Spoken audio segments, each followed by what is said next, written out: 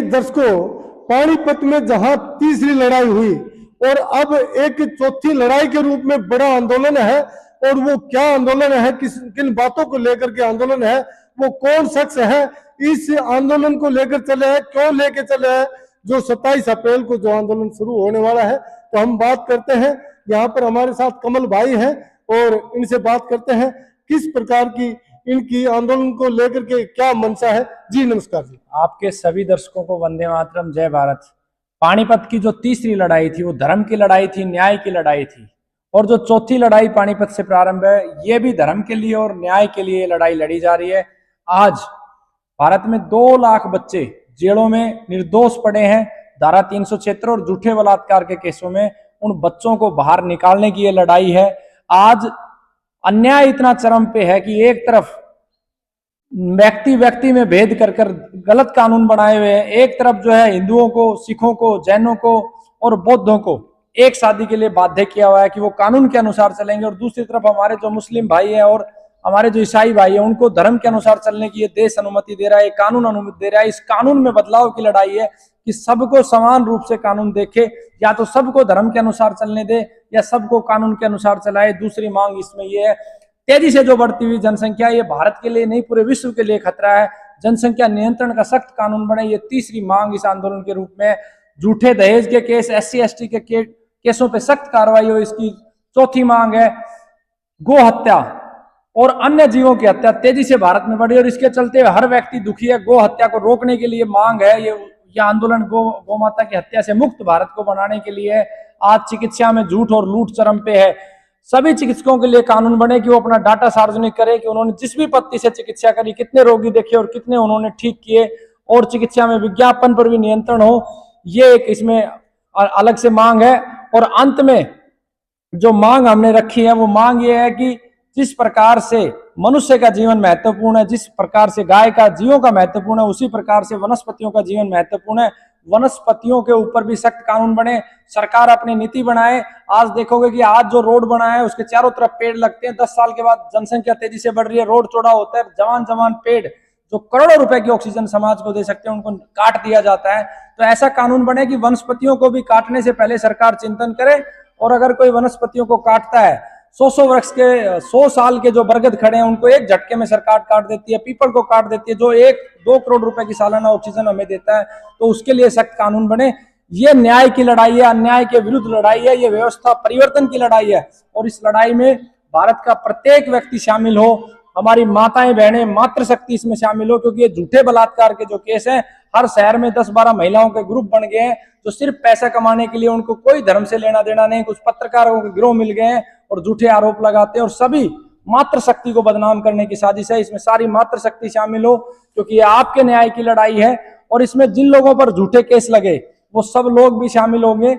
एक प्रॉपर उनके लिए चैनल बनाया गया है जिसमें हर प्रताड़ित व्यक्ति की जो है स्टोरी डाली जाएगी, और जितने भी भारत के जितने भी नेता हैं, किसी भी पार्टी से हो, हमें किसी पार्टी से कोई सरोकार नहीं है, चाहे कांग्रेस हो, चाहे भारतीय जनता पार्टी हो, चाहे आम आदमी पार्टी हो, सभी लोग न्याय के लिए आगे आएंगे और इन कानूनों को लागू करवाने की मांग करेंगे। इसलिए ये आंदोलन है। ये कहाँ से शुरू होने वाला है और कब शुरू होने वाला है और कब कितने बजे आगाज होने वाला है? जो दर्शक देख रहे हैं, जो आंदोलन में शामिल होना चाहते हैं, वो कब और कहाँ पहुंचे? 27 अप्रैल को 4:15 बजे पानीपत के काले अंबे, उसी वीर भूमि से जहां पर मराठाओं के रक्त का कण कण गिरा हुआ, और मुझे गर्व है कि मेरे पूर्वज मराठा थे, वहीं से यह आंदोलन प्रारंभ होगा। और वहां से चलकर यह आंदोलन रात्रि में गोहाना में रुकेगा। सुबह अगले दिन यानी कि 28 तारीख को रोहतक में कार्यक्रम होगा, रोहतक के बाद दादरी में कार्यक्रम होगा, और 29 तारीख को सुबह ब्रह्म मुहूर्त में यह कार्यक्रम पहुंचेगा बाबा जयराम दास की पावन भूमि पाली में, गुरुकुल के अंदर। और उस दिन अक्षय तृतीया है, भगवान परशुराम का जन्म दिवस भी है, 2 तिथियों में आ रहा है, 29 को भी 30 को भी।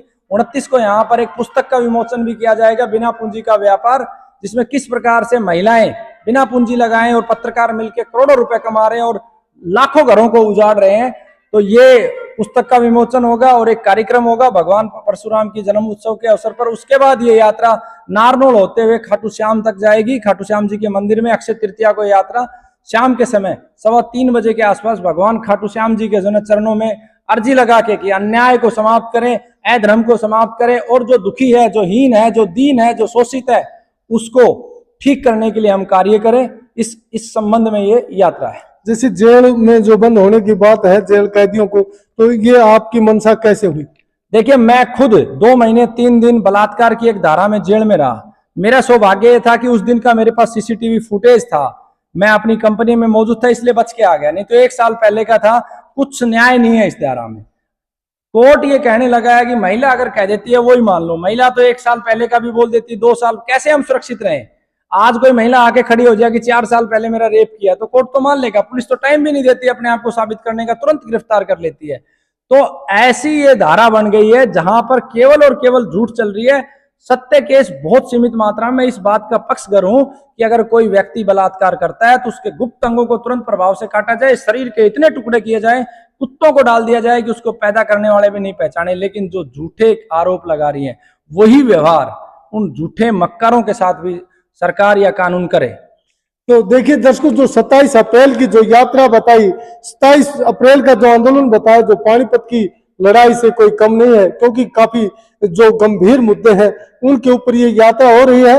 और जहां कानून में जो व्यवस्था है, कानून में बदलाव की जरूरत है, न्याय की जरूरत है, उसको लेकर ये यात्रा है। तो इस यात्रा में अधिक से अधिक मात्रा में पहुंचे, ताकि जो किसी के साथ जो जेल में पड़े हैं, कैदी हैं, किसी के साथ अन्याय हो रहा है, उनको न्याय मिल सके, क्योंकि ये बड़ी समस्या है, गंभीर समस्या है।